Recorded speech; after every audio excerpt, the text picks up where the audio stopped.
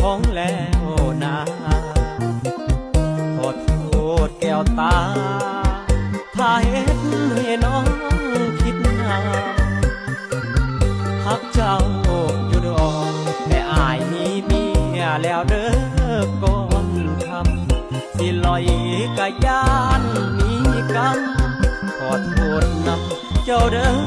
คนดีสองเฮาบุญมีให้ได้มาแต่เพียงพอเพิ่นบ่ได้ขอให้เฮามาเป็นคู่ชีวิตได้มาพบกันในตอนที่อายนั้นมีเมียอา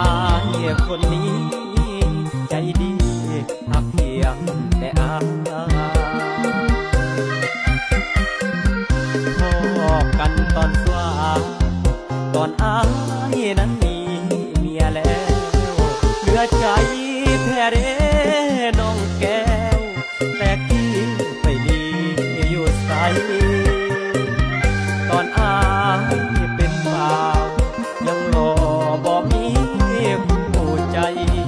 น้องลาไปลีอยู่สายสามวัยอายคือบ่เห็น